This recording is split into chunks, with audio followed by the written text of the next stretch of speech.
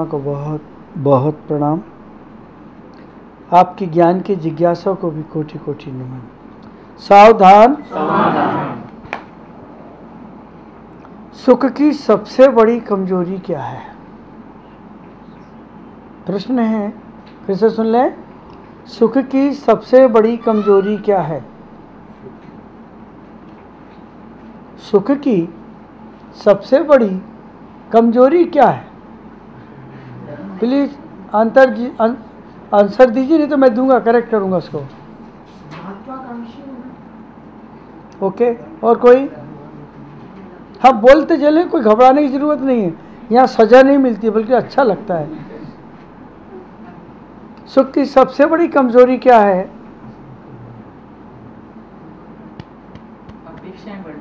बहुत सुंदर। और कोई? सुख की सबसे बड़ी है धर्म कार्य में मन नहीं लगता है सुख में। बहुत सुंदर। धर्म में अरुचि रखना। और बहुत सुंदर। देखो कितने आंसर आ गए, मेरे कलेक्शन है ये। बहुत सुंदर। और कोई? सुख की सबसे बड़ी कमजोरी है वह विरासत में दुख और पाप को देखे जाता है। ये सब शामिल है। आपके किसी के आंसर भी गलत नहीं है, पूर्णतः सही है। लेकिन चूंकि दो ही शब्द चुनना है ताकि संक्षेप में आपको बात पहुंच जाए, ये सब उसके पर्यायवाची ही शब्द हैं। दुख विरासत में हमेशा दुख और पाप ही छोड़कर दिया जाता है। और आपसे निवेदन भी कर रहा हूं मैं, सुख कितना भी अच्छा हो, सुख कितना भी अच्छा हो, उस सुख को भोगते समय नियम से अहंकार पैदा होगा, महत्वाकांक्षा पैदा होगी, धर्म के प्रति प्रमाद पैदा होगा, ईर्ष्या का भाव भी पैदा होगा, प्रतिस्पर्धा का भाव भी पैदा होगा, सबसे बड़ा बनने का भाव भी पैदा होगा। होगा? ये किसकी देन है? सुख किसकी संतान है? इनका बाप कौन है?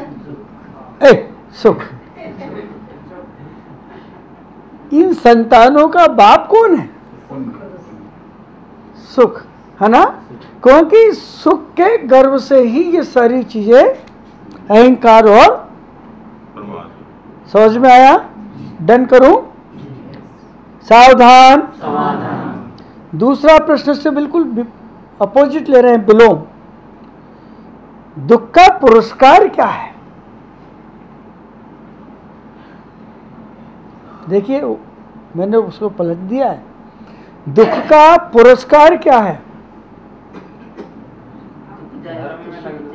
धर्म प्रभावना।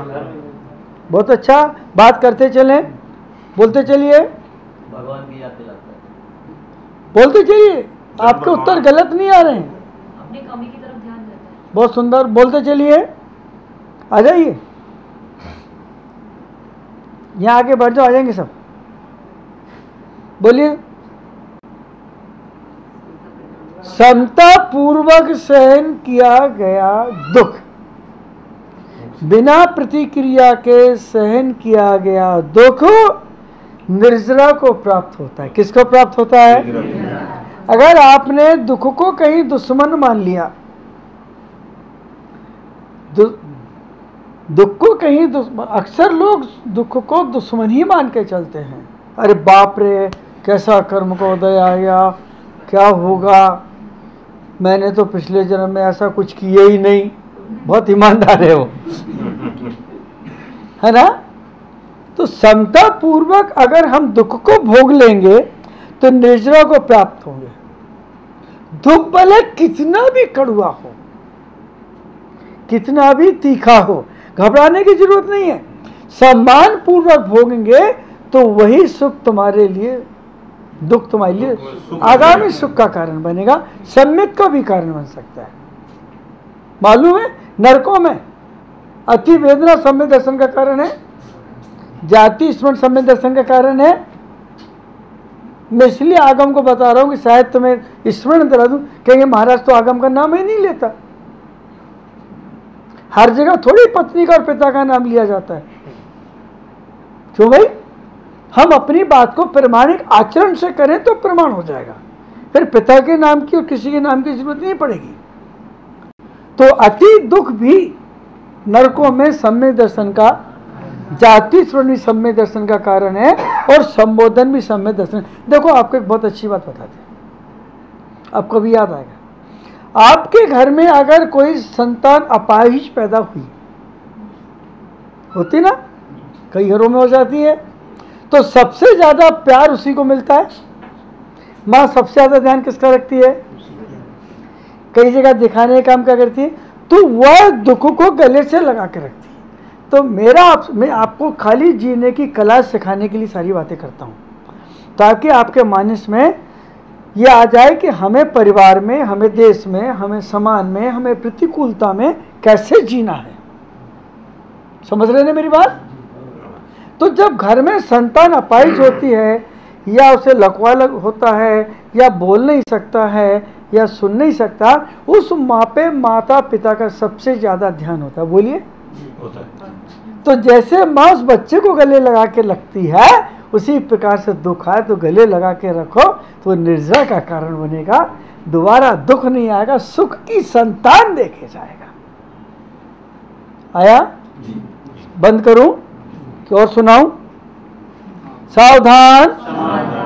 तीसरा प्रश्न बहुत अच्छा है, जीवन का मूल्य कैसे बढ़ाएं? सत्कर्म करके। बहुत सुंदर, बहुत सुंदर, सत्कर्म बोलते चलिए, बहुत बोलते चलिए, बोलते चलिए। मैं खुश हूं, मेरे को तो शब्द मिल रहे हैं ना, मेरे पास तो एक ही उत्तर है और आप जोड़ते जा रहे हैं। बनिया अगर हंसमुख हो तो एक एक पैसा करके दुकान में 1 लाख हो जाते हैं। मेरे ज्ञान के बढ़ने का कारण आप हैं, मैं नहीं हूं। और बोलिए, विनम्रता। देखिए अब मैं आपको सुना रहा हूं, आपके किसी का उत्तर गलत नहीं है। दूध का मूल्य केसर से बढ़ता है, मानोगे इस बात को? पक्का है ना? यहां तक तो हो गया। वस्त्र का मूल्य इत्र लगाने से बढ़ता है। अरे यार क्या सुगंधित होकर बैठा है, बढ़ता है। आदमी का मूल्य उसकी मधुर भाषा से बढ़ता है। पारिवारिक संबंधों का मूल आपके मधुर व्यवहार से बढ़ता है। और हमारा विश्वास आत्मिक प्रेम से बढ़ता है। इसी प्रकार व्यक्ति का मूल्य उसके चारित्र से बढ़ता है। किससे बढ़ेगा?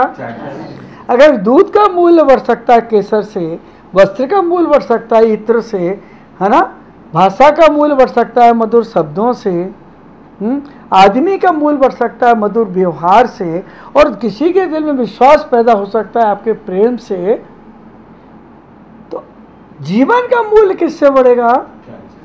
चारित्र से बढ़ेगा। सम्यक दर्शन ज्ञान चारित्राणि मोक्ष मार्गा। हाँ, भाषा मधुर होना चाहिए, एक बात, भाषा कैसी?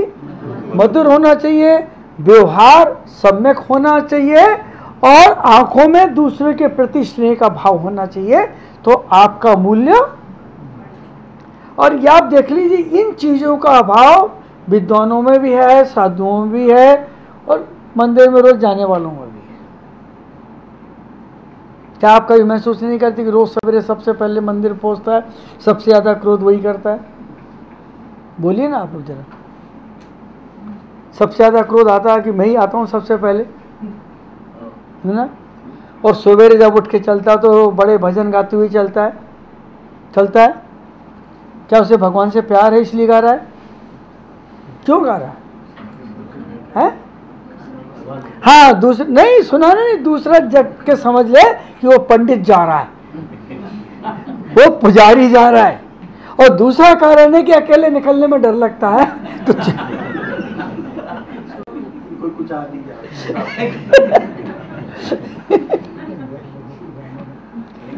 ना सही। महिला इतनी डरपोक, ने बताया डर लगे तो गाना गा। हाँ, वो गाना भी डर लगे तो गाना का, है ना। महिलाएं जिस घर में रहती हैं वे अकेले कभी पीछे वाले कमरे तक नहीं जा सकती। पप्पू का हाथ, चल पप्पू साथ में, इससे ज्यादा पप्पू ने डर है। आया प्रश्न क्या था? जीवन का मूल्य कैसे बढ़ाएं? समझ में आया? सावधान। एक बहुत अच्छा प्रश्न है, घड़ी का उपयोग क्या है? वो तो मेरे को मालूम है, इतना नादान नहीं हूं कि मुझे घड़ी का मालूम नहीं। घड़ी का उपयोग क्या है? समय का सदुपयोग करना। बोलते चलिए अपने आप को व्यवस्थित रखना। और बोलिए समय बर्बाद ना करना। और बताइए। मैं इतने जल्दी तृप्त नहीं होता आप लोग की भाषा से। घड़ी को पहले उसके कांटे को देखो, थी उसके कांटे देखिए, सेकंड का कांटा इतने फास्ट भाग रहा है ना, जैसे घर में आवाज देने पे पप्पू भागता है। सेकंड के कांटे का मूल्य है ना। वो बता रहे हैं कि घर में अगर रहो तो इतने छोटे बन के रहना कि कोई आवाज लगाए तो दौड़ के जाओ।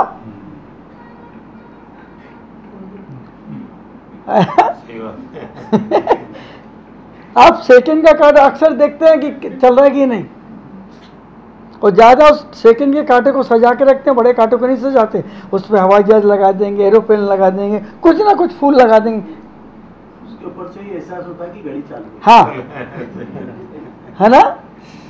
तो पहला संदेश तो घड़ी का उपयोग यह है कि हमारे घर में बच्चे या हम लोगों को आप जो हमसे बड़े आवाज दें तो दौड़ के जाना चाहिए। दूसरा मूल्य सबसे बड़ा घड़ी का यह है, जो मिनट का कांटा है वो इतना अच्छा है, कहता है कि मैं काम करूंगा लेकिन आवाज नहीं करूंगा। मिनट का कांटा कह रहा है मैं काम तो करूंगा, है ना, लेकिन ख्याति के लिए नहीं चलाऊंगा। जैसे हमारे अशोक जी कभी मंच पे नहीं आए, काम किया वापस चले गए, पता ही नहीं आता कि ये कब आते हैं और कब जाते हैं और क्या काम करते हैं।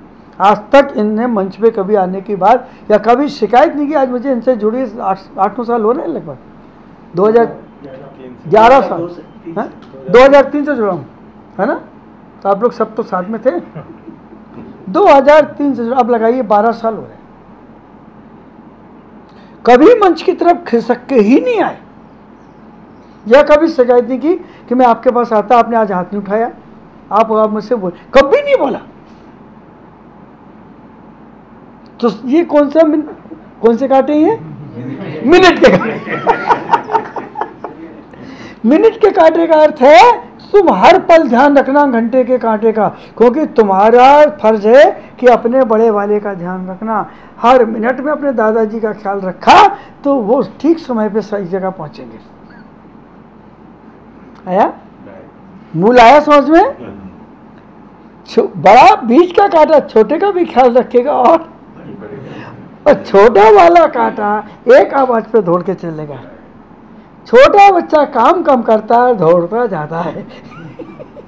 आया समझ में? अब बचा घंटे का कांटा, उसका सिर्फ एक ही इशारा है आपकी तरफ, काम करना, जतलाना मत, मुंह से कहना मत। निकलो तो ऐसे निकलना कि किसी को आहट भी ना मिले और पता भी ना चले। आप घंटे के कांटे को खिसकते नहीं देख पाते, नहीं देख सकते। वो काम वही बता रहा है। तो घड़ी कहती है मित्रवत, मैं तुम्हारी मित्र हूं। जैसे तुम अपने मित्र को बुलाते हो और समय पे आता है, तो ऐसे ही जब मैं उस मित्र के बारे में तुम्हें बता रही हूं, तुम्हारी जिंदगी के बारे में बता रही हूं, तो तुम भी अपनी जिंदगी को मित्रवत जीने की कोशिश करना। मेरा हार्ट इतना बढ़िया चलता है कि मैं तीनों को संभाल के रखती हूं, तो तुम परिवार को भी संभालना, समाज को भी संभालना और अपने आप को भी संभालना। कौन बोल रही है? तो घड़ी का उपयोग क्या है? मित्र का भी ध्यान रखो, परिवार का भी ध्यान रखो और अपना भी। ये साधु की तरफ संकेत कर रही है कि जैसे जीवन का उपयोग घड़ी की तरह है, जैसे घड़ी के लिए 3 आयाम है, उसी प्रकार हमारे लिए। और घड़ी एक बार बीच में यूं आके कहती है, संसार मेरा नहीं है, ऐसा सब कहते हैं, मगर उसका त्याग क्यों नहीं करते? संसारिक पदार्थों का संसार मेरा नहीं है ऐसा सब कहते हैं, है ना, मगर उसका त्याग क्यों नहीं करते? जोड़ते ही हैं, जोड़ते ही हैं, आखिरी तक जोड़ें, क्या करें? संसार मेरा नहीं है ऐसा तो वाकई में कहते हैं सब लोग, है ना, लेकिन श्रद्धात्मक नहीं है, व्यवहारात्मक नहीं है, अनुभवात्मक नहीं है, प्रयोगात्मक नहीं है। संसार मेरा नहीं है ये तो ठीक है, सब कह रहे हैं, कहते कि नहीं कहते हैं, है ना, लेकिन ये नहीं कहते कि संसार अच्छा नहीं है। देखो दोनों में अंतर आ गया।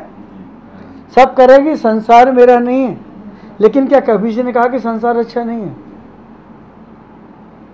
बोलिए। नहीं गा। साधु ने कहा है। हाँ? जो संसार साधु साधु अरे कोई एक आध बीतरागी होगा, ये नाम ख्याति प्राप्त नहीं हो सकते उसमें। ये संख्या बढ़ाने वाले नहीं हो सकते ना, वो बहुत गैरू साधु होंगे जो कहेंगे तो वो बिल्कुल आपकी तरफ देखने वाले भी नहीं और आपके पास आने वाले भी नहीं, वो तो श्रेणी पर निकल जाएंगे। बिना ध्यान करते बगैर तो कहते हैं संसार अच्छा नहीं, इसीलिए छोड़ते हैं सब। फिर सब भूल जाते हैं। आपने देखा जब पहली बार पत्नी आती कितनी मनोज्ञ होती है, कितनी व्यवहार कुशल होती है, किसी पानी गुटकने की आवाज़ नहीं आती, और आज की आवाज़ तो शहर कम मोहल्ले तक जाती है। देखो मैं स्पष्ट करता हूँ कि मैं जहाँ इस पद पे बैठूंगा किसी चीज़ को छुपाऊंगा नहीं। जिस दिन अच्छा लगा, हमारे यहाँ आचार्यों ने लिखा, अशोक जी, कि दीक्षा के समय जो परिणामों की निर्मलता होती है, अगर वही निर्मलता बनी रहे तो मोक्ष जाने में देरी नहीं। बहुत बड़ी सही। दीक्षा के समय जो विशुद्धि आत्मा की होती है वो विशुद्धि बीच में नहीं आती, मानोगे? भोजन का पहला ग्रास जितना स्वादिष्ट है उसके बाद बाकी स्वाद उतने स्वादिष्ट नहीं होते, और अंत में तो 2-4 ऐसे ही छोड़ देते हो। है कि नहीं? ये उपयोग, हम कॉमर्स पढ़ते थे, उसमें उपयोगिता के सिद्धांत, मार्जिनल यूटिलिटी, उसका सिद्धांत है।